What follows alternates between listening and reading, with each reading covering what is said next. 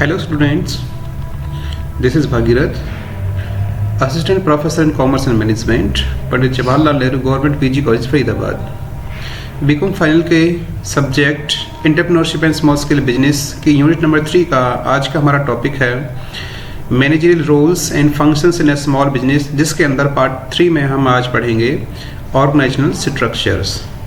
तो चलिए स्टार्ट करते हैं। स्टूडेंट्स, पिछले लेक्चर में हमने सीखा था ऑर्गेनाइजेशन का मीनिंग और उसके कुछ टाइप्स पढ़े थे, जिसमें फॉर्मल और इनफॉर्मल ऑर्गेनाइजेशन का मीनिंग हमने समझा था। साथ में उसके कुछ स्ट्रक्चर के बारे में भी हमने जाना था कि 4 तरह का इसका स्ट्रक्चर होता है। First is line organisation, second is functional organisation, third one is line and staff organisation, जो कि लाइन एंड फंक्शनल दोनों का सम्मिलित रूप होता है, and final fourth is committee organisation. इन सब का हमने थोड़ा सा मीनिंग समझ लिया था लास्ट लेक्चर में। आज इनको हम थोड़ा डीपली स्टडी करते हैं, इन सब का अलग अलग से मीनिंग देखते हैं और साथ में एग्जांपल के तौर पे इनका एक स्ट्रक्चर हम देखेंगे कि किस तरह से इसमें जो व्यक्ति हैं, कर्मचारी हैं कंपनी में, वो आपस में जुड़े पड़े होते हैं।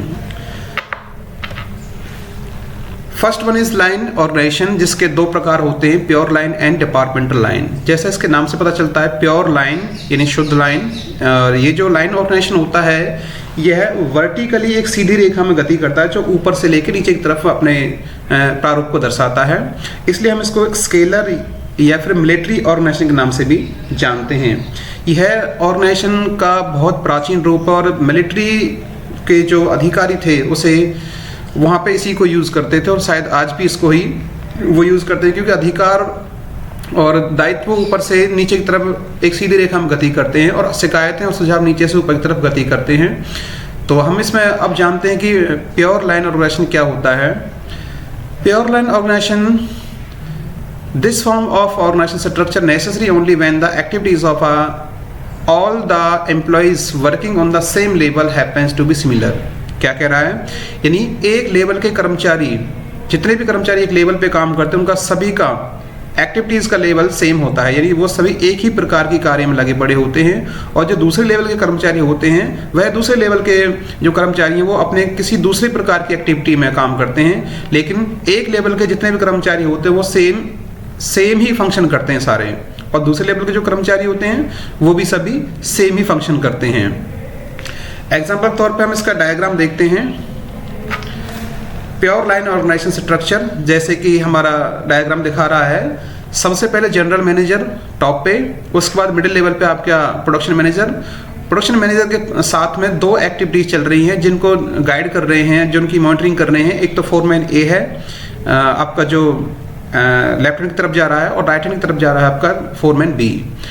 तो ये फोरमैन ए और फोरमैन बी, इन दोनों की एक्टिविटीज अलग अलग हैं, लेकिन इन दोनों फोरमैन्स के नीचे जो वर्कर्स काम कर रहे हैं उनका नेचर ऑफ वर्क बिल्कुल सेम है।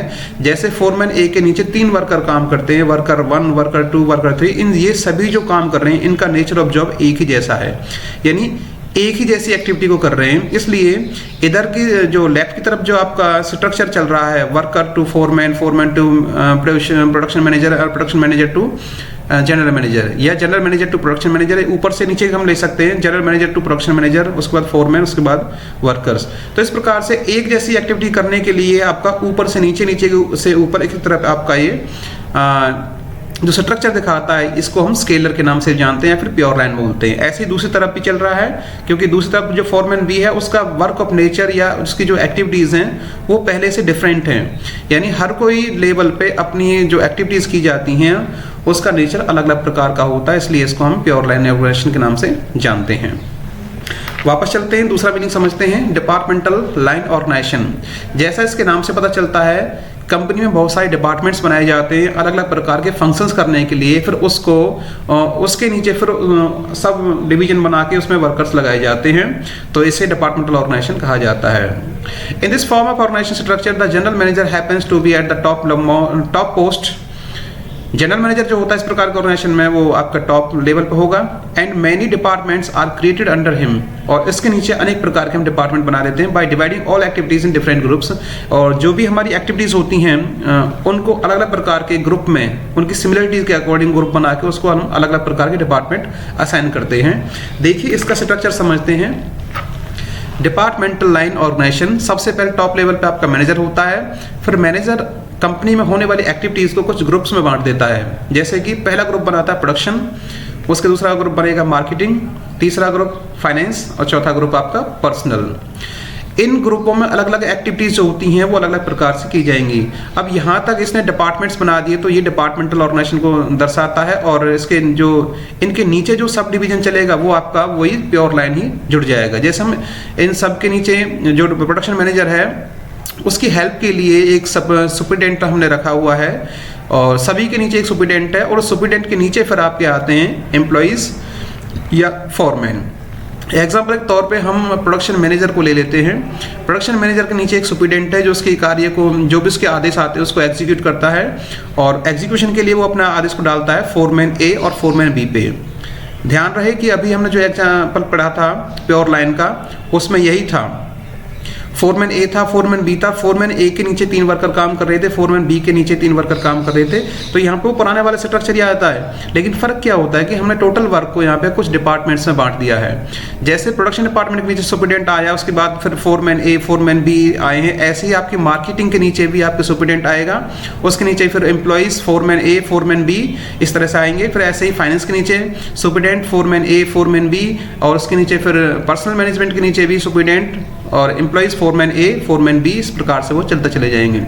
तो कह सकते हैं कि हमारा जो टोटल वर्क था वो कुछ उसका डिवीजन कर दिया हमने कुछ ग्रुप्स में, और जो ग्रुप्स हमने बनाए हैं उनको ही हम डिपार्टमेंट कहते हैं। जैसे आपका प्रोडक्शन मैनेजमेंट एक डिपार्टमेंट हो गया है, उसके बाद मार्केट मैनेजर मार्केट मैनेजमेंट का डिपार्टमेंट हो गया है, फाइनेंस मैनेजर फाइनेंसिंग डिपार्टमेंट का हो गया है, और पर्सनल मैनेजर आपके एचआर डिपार्टमेंट का या पर्सनल डिपार्टमेंट का हो गया है। तो इन डिपार्टमेंट की एक्टिविटीज अलग अलग होती है, ग्रुपिंग के हिसाब से इनको अलग अलग बांट दिया जाता है। फिर उनके अंदर हम वो लाइन ऑर्गेनाइजेशन बनाते हैं जो प्योर वाला हमने पहले पढ़ा था।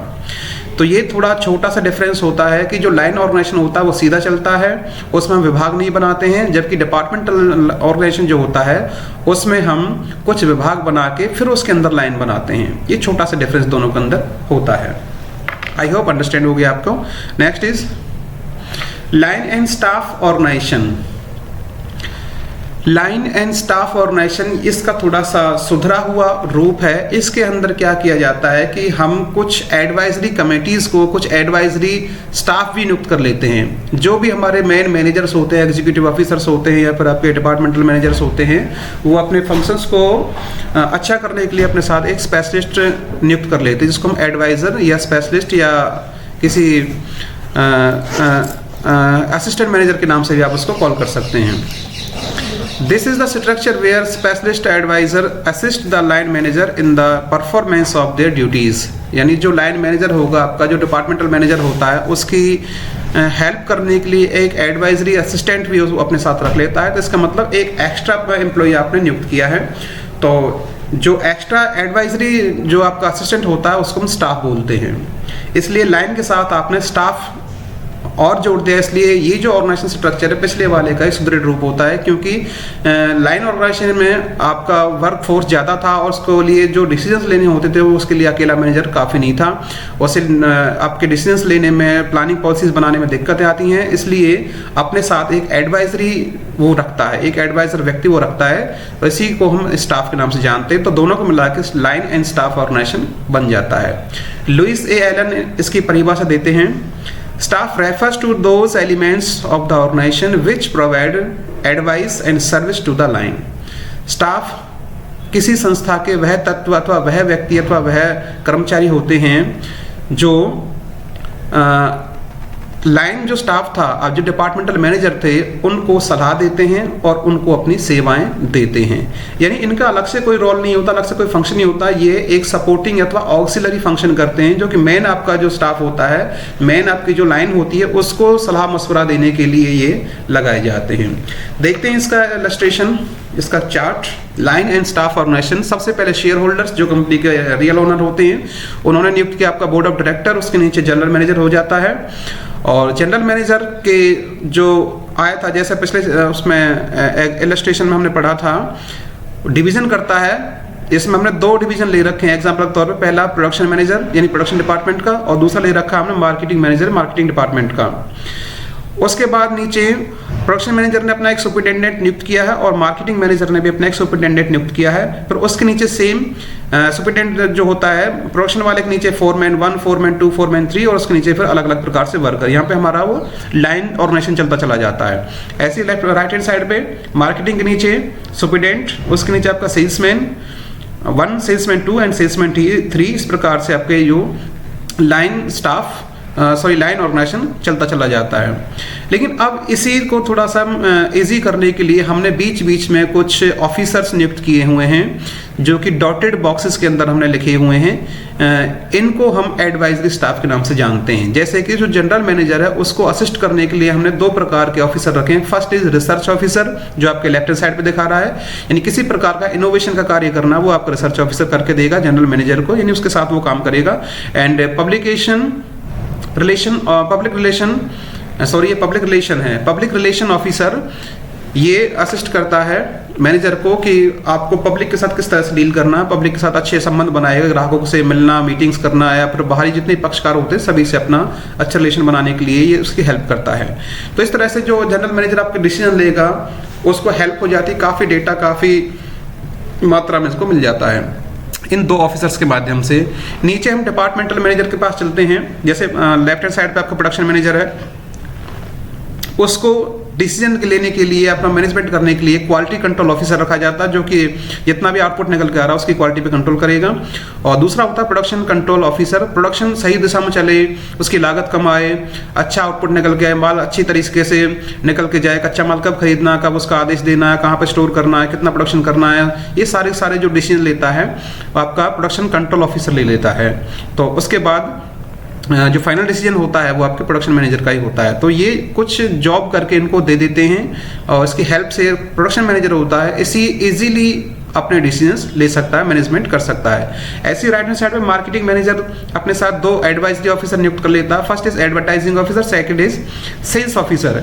एडवर्टाइजिंग ऑफिसर मार्केटिंग मैनेजर को असिस्ट करेगा कि उसे एडवर्टाइजमेंट कब करना, क्यों करना, किस गतिविधि से करना होगा, क्या मीडिया होगा, एडवर्टाइजमेंट का चैनल क्या होगा आपका, एडवर्टाइजमेंट पर कितना आपका पैसा खर्च हो सकता है या करने वाले हैं, उसका एक प्रॉपर फॉर्मेट क्या हो सकता है, लीगल कुछ ऑब्लिगेशंस होते हैं तो उनको भी पूरा करने के लिए वो उसे हेल्प करता है। ऐसे सेल्स ऑफिसर सेल्स के लिए क्या प्रोग्राम बनाना है, सेल्स को प्रमोशन कैसे करना है, या फिर सेल्स को डिलीवरी की सर्विसेज कैसे करनी है, सेल्स के लिए हमारे डिस्ट्रीब्यूशन चैनल्स क्या होने चाहिए, इसके लिए सारी जो असिस्टेंसी देता है वो सेल्स ऑफिसर अपने मार्केटिंग मैनेजर को दे देता है। तो इसके बेस पर मार्केटिंग मैनेजर अच्छे डिसीजन ले सकता है, वो भी तत्काल या जल्दी अपनी कंपनी को ग्रोथ करने के लिए।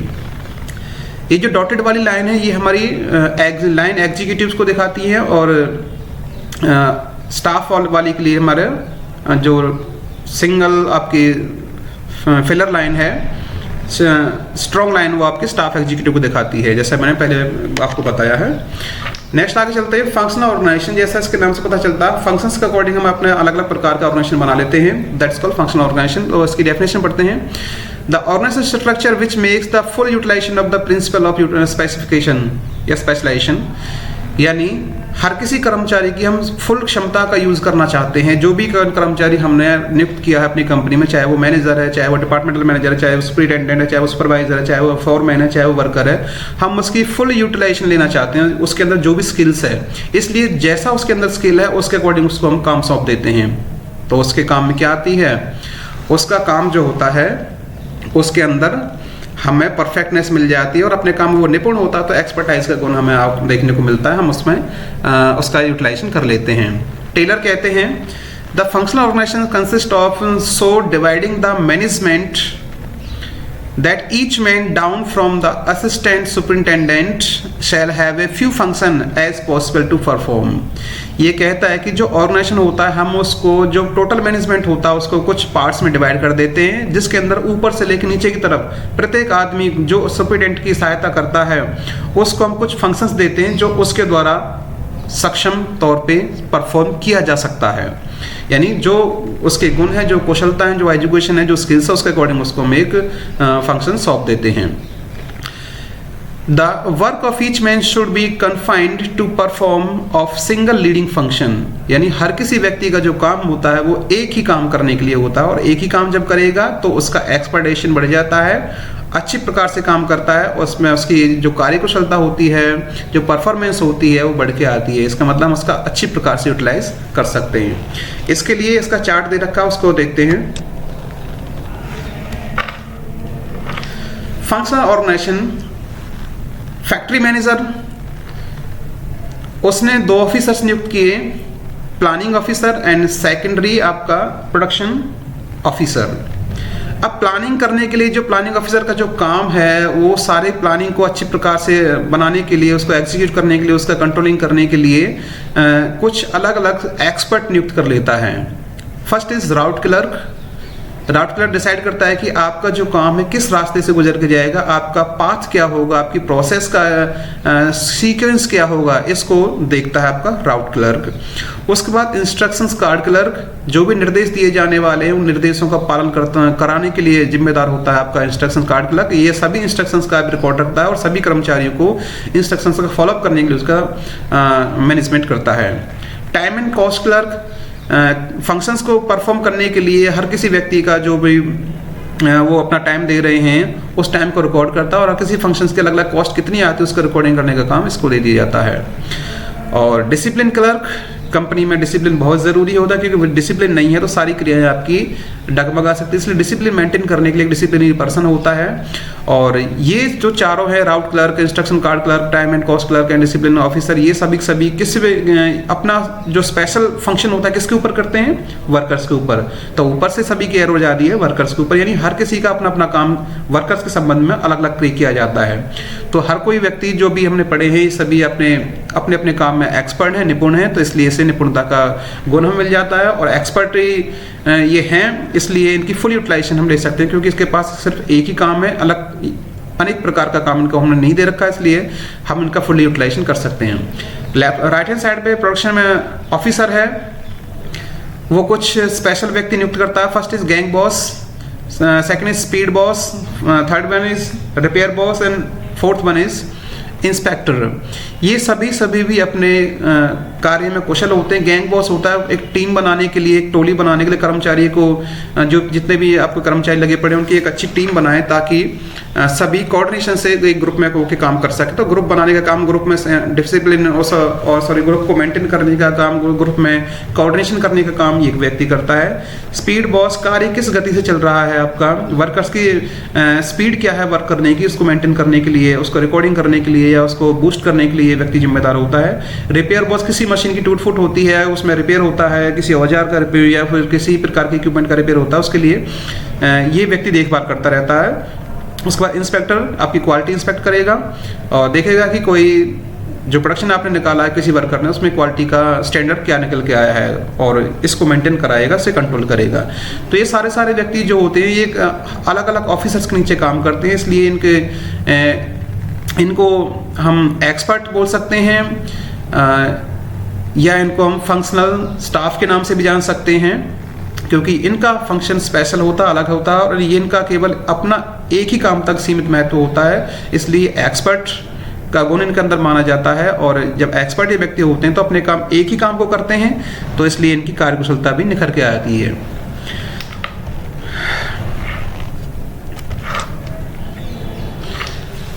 नंबर 4, कमेटी ऑर्गेनाइजेशन, समिति संगठन। कमेटी ऑर्गेनाइजेशन क्या होता है? Committee organisation is not a form of business organisation which can be implemented independently. Committee संगठन एक ऐसा संगठन है जो कि ऑर्गेनाइजेशन का एक पार्ट नहीं है और इसको हम इंडिपेंडेंटली यानी आत्मनिर्भर तौर पे इसको हम अप्लाई नहीं करते हैं। It is used with the purpose of helping the other regular forms of organisation. हमने जितने भी 3-4 प्रकार के ऑर्गेनाइजेशन चार्ट अभी पढ़े थे उसकी हेल्प करने के लिए ये हम अलग से कमेटी बनाते हैं।